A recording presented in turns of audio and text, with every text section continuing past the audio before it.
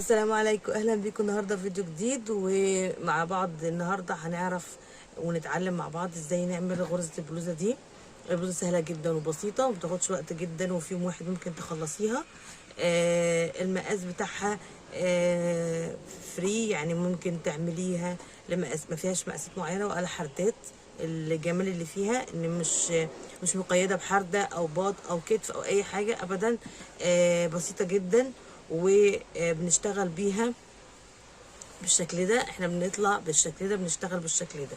يعني بناخد الغرز بتاعتنا بمقاس السنتي اللي انت عايزاه، وده من ناحيه الكتف. يعني مقاسنا بالطول من الكتف للوسط. يعني انت عايزاها الوسط، عايزاها للورك تحت، عايزاها للركبه، زي ما انت عايزه. المهم ان انت شغلنا كله بيبقى بالطول.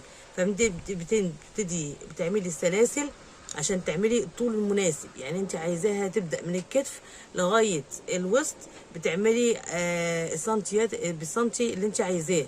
يعني بتقيسي بالسنتي وتعملي عدد السلاسل اللي انت عايزاها، وهي طبعا مضاعفات العدد 9.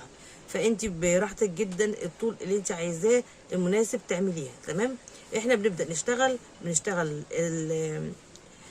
الغرزه بتاعتنا من تحت من كده، بنطلع بيها بالشكل ده. تمام.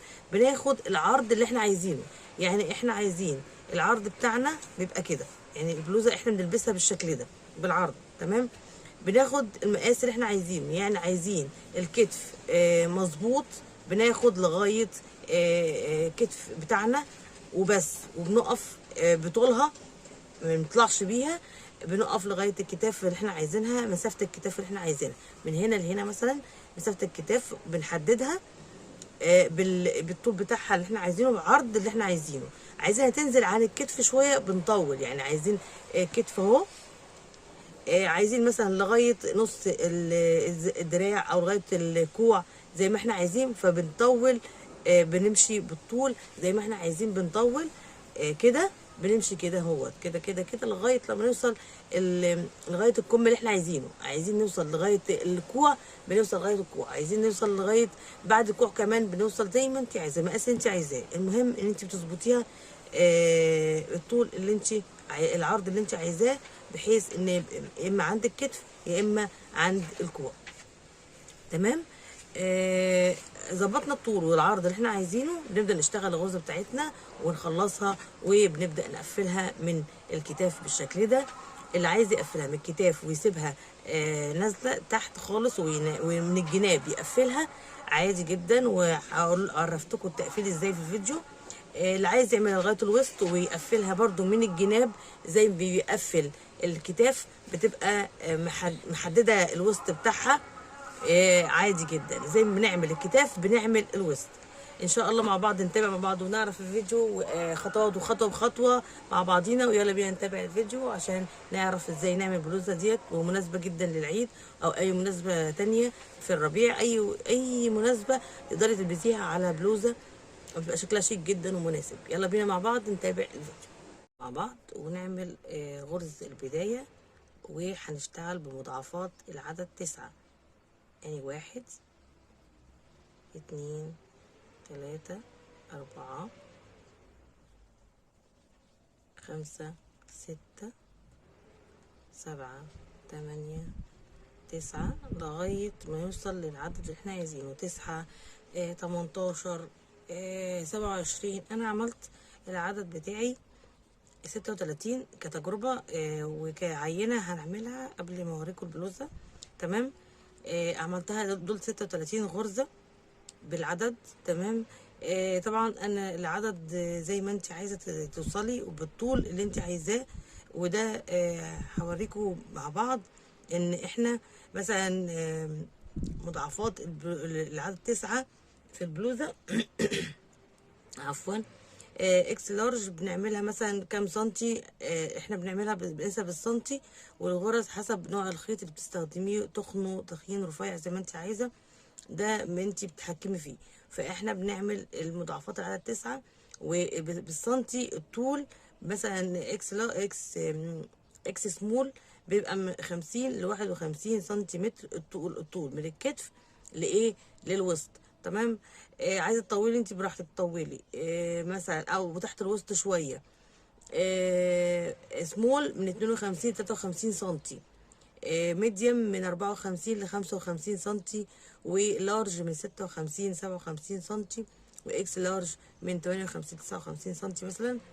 العرض برضو الاكس سمول من 88 ل 90، والسمول من 90 ل 93، والميديم من 93 ل 98، واللارج من 98 ل 102 سنتيمتر، والاكس لارج من 102 ل 109 سنتيمتر، وده العرض. تمام. فبنبدأ مع بعضينا نكمل الخطوات الغرز بتاعت البلوزة، ونطلع 3 غرز، 2 3. تمام. وبعدين نعد 1 2 3 3 هنا، 4 5 6 7 8، ونيجي في ال9 هنا ونعمل عمود بلف. تمام بالشكل ده.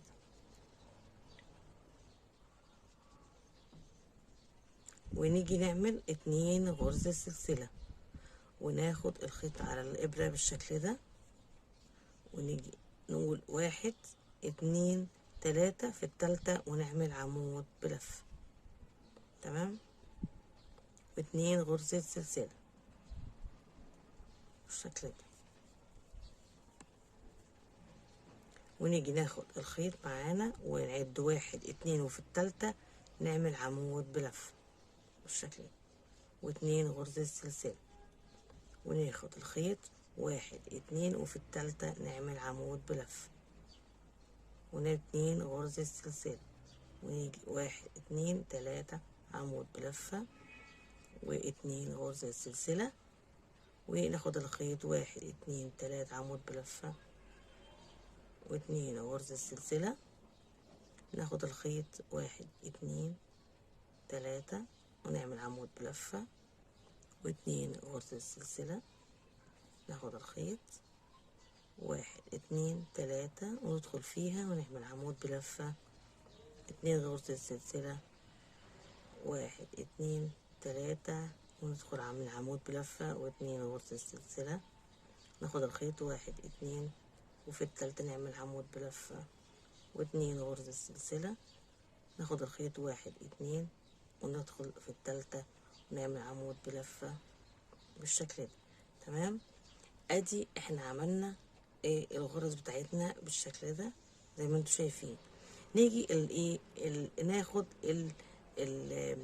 الدور اللي بعد كده، يعني السلاسل بنطلع بيهم ونقعد نعمل الفراغات بالشكل ده وبينهم 2 سلسلة. تمام. الدور التاني بناخد 1 2 3 وبعدين نلف الشغل بالشكل ده، ونيجي في كل عمود نعمل عمود بلف، 1 2. تمام. وبعدين نعمل سلسلة، ونيجي هنا 1 2 وبعدين سلسلة. احنا هنكمل للآخر بالشكل ده، وهنوصل للجزء الأخراني من السطر. 2 زي ما احنا ماشيين نعمل 2 بالشكل ده،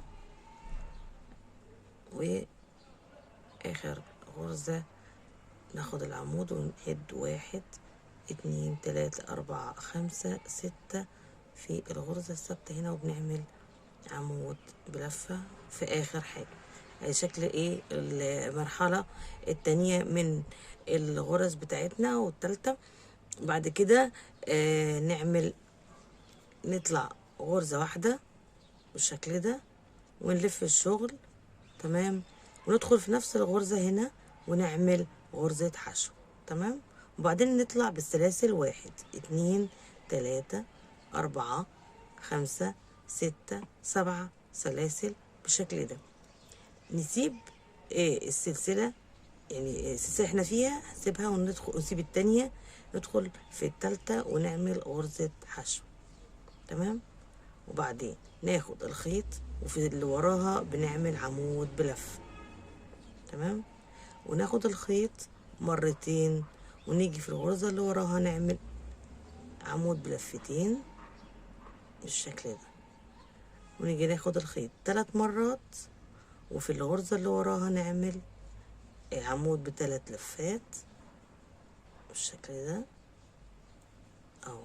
وبعدين ناخد الغرزة 3 مرات، الخيط نلفه 3 مرات، ونعمل في الغرزة اللي وراها اهي برضو العمود ب3 لفات.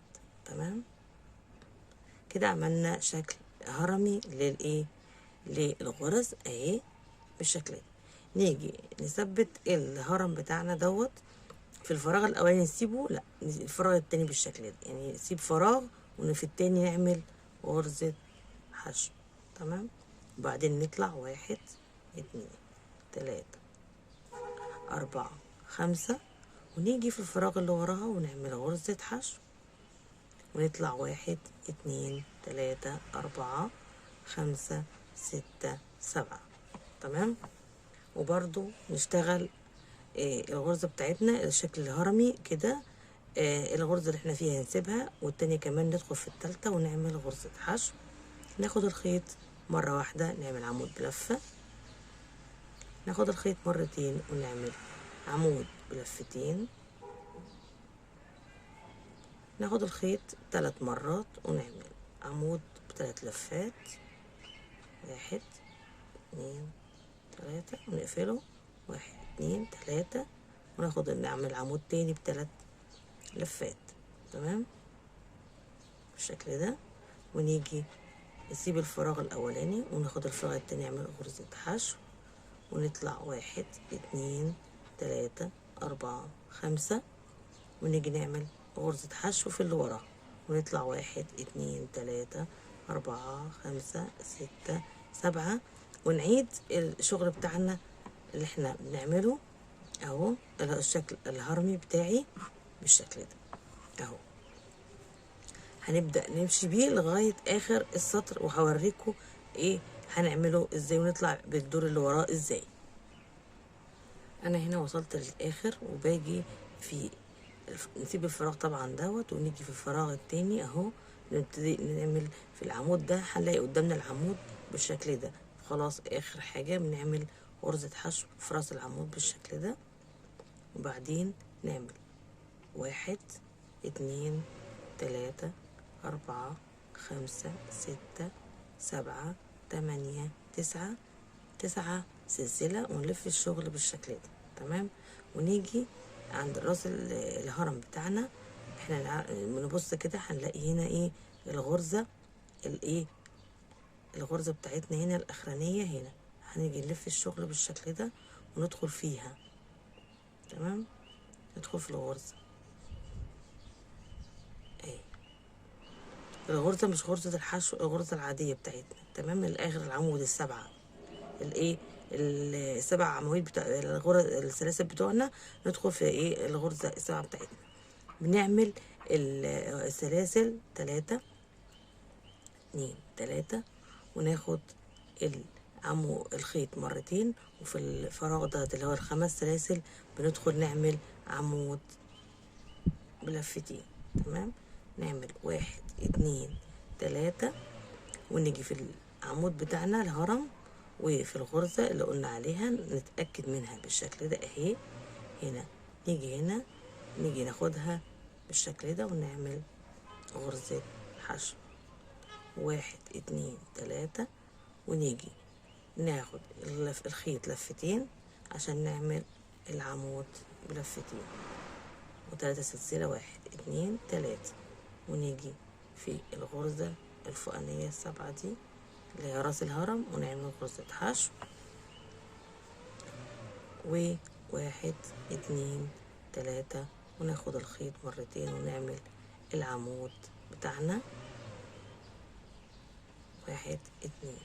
تمام وناخد الخيط 3 قصدي، ناخد الخيط ونثبت هنا في راس العمود، راس الهرم بتاعنا.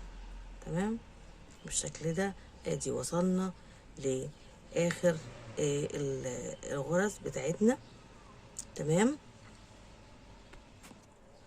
وصلنا للاخر وعملنا 2 سلسلة في الآخر، ونيجي ناخد الخيط 3 مرات في غرزة الحشو اللي في الأول عملناها دي في الدور اللي فات، ونعمل عمود ب3 لفات، 3 غرزة بالشكل ده اهي. تمام، اهي الغرزة بتاعتنا بالشكل ده. طبعا احنا بنظبط الشغل بتاعنا اهو، بيبقى بنكمل شغلنا بيبقى مظبوط. تمام، نيجي هنا في الاخر بس عشان اثبت الخيط كده، بطلع الدور السادس 6 سلسلة. تمام، 1 2 3 4 5 6، وباجي اخد الخيط مرتين وادخل في غرزة الحشو دي واعمل عمود ب2 لفة. تمام، واعمل سلسلتين واخد الخيط مرتين وادخل في الغرزة بتاعت العمود دي واعمل عمود بلفتين، 2 سلسلة والخيط مرتين واعمل عمود ب2 لفة، واعمل 2 سلسلة واخد الخيط مرتين وادخل في غرزة الحشو بتاعتي واعمل عمود ب2 لفة، 2 سلسلة. يعني في راس الهرم بدخل اعمل عمود واحد، واخدين بالنا من الخطوة. في راس الهرم بعمل عمود ب2 لفة، في العمود اللي لوحده بعمل 2 عمود بلفة بينهم 2 سلسلة. باخد الخيط مرتين واعمل العمود بتاعي الاولاني و2 سلسلة وادخل الخيط مرتين واعمل العمود التاني و2 سلسلة، وباخد الخيط مرتين وادخل في راس الهرم واعمل عمود بلفتين، 2 سلسلة، الخيط مرتين وادخل في العمود اللي جنبه واعمل عمود بلفتين، 2 سلسلة، الخيط مرتين وادخل اعمل عمود بلفتين و2 سلسلة، ونفس الحكاية اهي.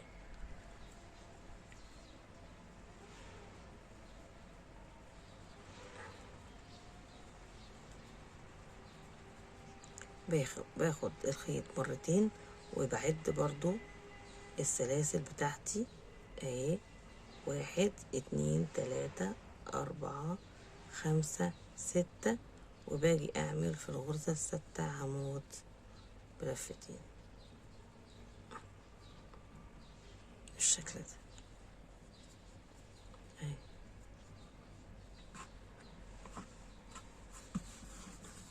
الغرزة بتاعتي تمام، باجي باخد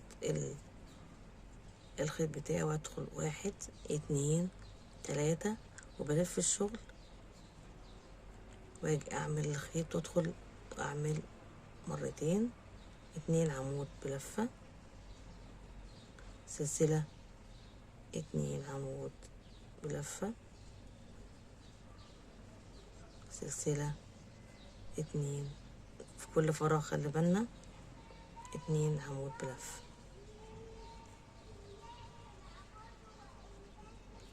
هنعيد الشغل بتاعنا في كل الفراغات اللي احنا توصلنا لها. في كل فراغ بنعمل 2 عمود بلفة، ودي واجهة الشغل بالشكل ده. تمام، لما عملنا الغرزة اللي وراها ظبطت معانا وطلع الشغل بالشكل ده مرتب ومظبوط. كل ما بنيجي نعمل الشغل علشان الخيط فيه لكرة فبيمط شوية معانا، فاحنا بنريح الشغل بعد كده لو عايزين نكويه بالبخار او حاجة. لكن انا بفضل ان انت تعملي الشغل بتاعك بتاع الصيف بايه، بإليزا قطن جولد او اي نوع قطن عندك تعمليه. تمام، وهكذا بنعمل في كل فراغ 2 عمود بلفة. لما نعمل الشغل دوت كده، انا برجع للجزء دوت من الشغل بتاعي بكرره هنا، بطلع تاني بال2 عمود بينهم سلسلة، يعني بكرر الغرزة بتاعتي تاني، وبكده انا عملت شكل الغرزة اللي انا عايزاه. يعني انا عملت لكم النظام بتاع الغرز بتاعي والمرحله بتاعتها على 5 مراحل. مرحله السلاسل، العواميد 2، 2 عمود 3، والهرم 4، والعمود بلفه 2. يبقوا 5 مراحل. الغرزه بتاعتي بس سهله جدا وبسيطه وسريعه، مش مكلفه وقت كتير، ما بتاخدش وقت كتير جدا، مريحه في الصيف. فانا هكمل لكم وهوريكم الشغل بعد كده. البلوزه هنقفلها ازاي. أنا تقريبا كده عملت المقاس اللي انا عايزاه من ناحيتين، وتطابق الوش والظهر مع بعض زي ما انتم شايفين كده اهي. الخطوات مظبوطه، والاعداد بتاعت الغرز والخطوات مظبوطه. انا كده عملت الناحيتين اهي، الناحيتين فوق بعض تمام. انا بشتغل زي ما انتم شايفين، انا كنت بشتغل كده تمام. انا بشتغل وبطلع كده، بس لما اجي اقفل بلوزه بقفلها بالشكل ده، يعني بقفلها بالشكل ده. ده الطول بتاعها كده، وده العرض بتاعها. يعني انا بقفلها بالعرض زي ما انتم شايفين كده، ده العرض بتاعها انا بقفلها بيه، بتبقى بالشكل ده تمام. بتتلبس كده زي ما انتم شايفين كده بتتلبس تمام. انا بقى دلوقتي هاجي اقول لكم الخطوه الاخرانيه اللي هي العواميد دي. باجي في الاخر كده، عملت ال3 عواميد بتاعتي زي ما متعوده بعملها. العمود الاخراني هنا بعمله، وبعدين بقى هنا 3، بطلع 1 2 3 4 5، وبقلب الشغل بتاعي، وباجي في الفراغ بين ال3 عواميد العمودين، وبعمل عمود بلفه 2 غرزة سلسلة، وفي الفراغ التاني بعمل عمود بلفة 2 غرزة سلسلة، عمود بلفة 2 غرزة سلسلة لغاية الآخر. ده التقفيل بتاعي بتاع ايه البلوزة، وهو هيبقى من الجناب، من الجنب يعني. الجزء ده اللي هو من الجنب هيبقى أو آخر الشغل بتاعي، آخره اهو، وهيبقى من الجنب تقريبا كده شغلي معاكم. 2 غرزة سلسلة، عمود بلفة 2 غرزة سلسلة، عمود بلفة في الفراغ اللي هو السلسلة اللي بين 2 عمود، 2 سلسلة، عمود بلفة 2 سلسلة، عمود بلفة لغاية ايه اخر الشغل تمام. وهكذا بوصل لاخر الشغل بتاعي، وباجي في العمود بتاعي وبعمل عمود بلفة، وبعمل الغرزة بتاعتي، وباجي اقص الجزء ده من الخيط كده. انا قفلت الايه البلوزة بتاعتي، وهقفلها من الجناب. انا بقى دلوقتي بحدد دوران الرقبه بتاعي، المكان اللي هيدخل فيه الراس بتاعت طفله او شخص البالغ يعني. فبقسم التقسيمه بتاعتي على 3. يعني الكتاف هنا، الكتاف في الجنبين بعمل الكتاف، وفي النص بتاعت ايه فتحه البلوزه. انا ما بعملش اي حردات، وما بعملش اي حاجه بعملها هنا، بس بقفل بطريقتين. الطريقه بتاعت المنزلقه من الجناب بالشكل ده هنا وفي الجزء دوت الكتف ده تمام. يا اما طريقه المنزلقه، يا اما بقفلها بالخياطه العاديه بالابره دي تمام. زي ما انتوا عايزين. باجي مثلا انا عندي اقسمها على 3 بالشكل ده لو عايزه، من غير مقياس، من غير سنتي.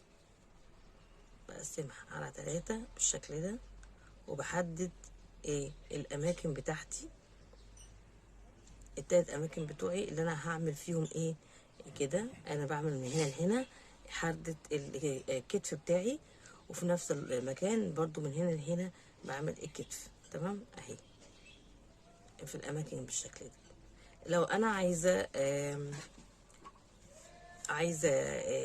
اطول البلوزه بطولها زي ما انا عايزه، بنزلها من عند الكتاف زي ما انا كل ما اطول كل ما يوصل الكم بتاعي هيوسع تمام. حرده الكم يعني بتوسع من غير ما اعمل حردات ولا اي حاجه.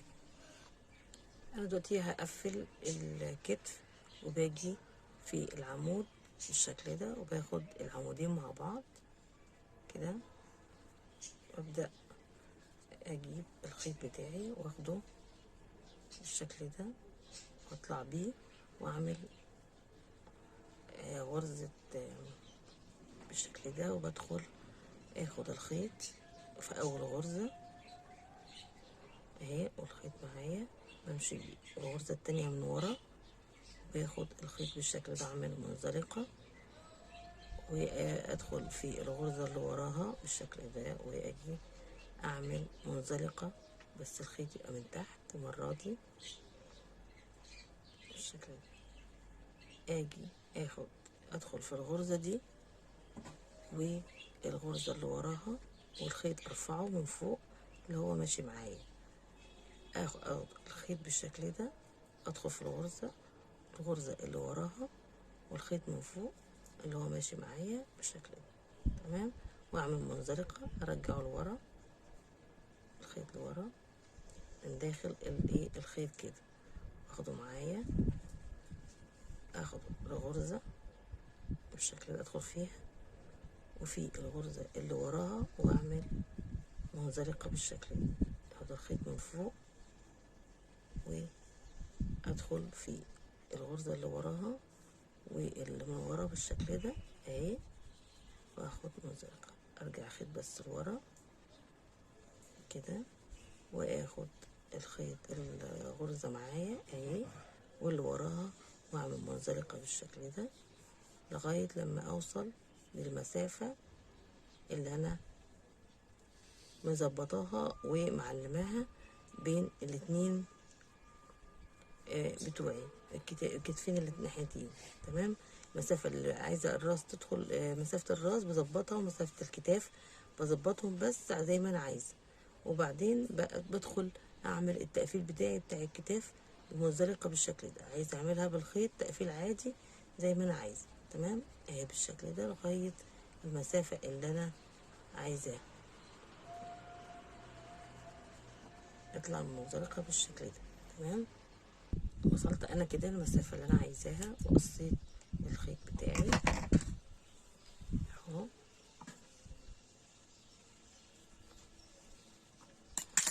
ادي جزء اهي اللي انا عملته بالشكل ده، ادي قفلت من هنا اهي، وقفلت من هنا بالشكل ده، ادي البلوزة، وادي راس فتحة الراس بتاعت البلوزة بالشكل ده اهي، انا عملتها اهي كده، تمام. ادي اهي قفلتها بالشكل ده من هنا، وقفلتها من الناحية التانية من ناحية الكتاف بالشكل ده، تمام. بقت بقت جاهزة كده. انا بقى من الناحية التانية من تحت بقفل نفس التقفيل، لو انا عايزة اعملها لغاية الوسط وتبقى مرفوعة شوية، وتبقى مسافتها لغاية وسط الطفلة بس كده، فانا باجي من تحت برضو بعمل نفس التقفيل هنا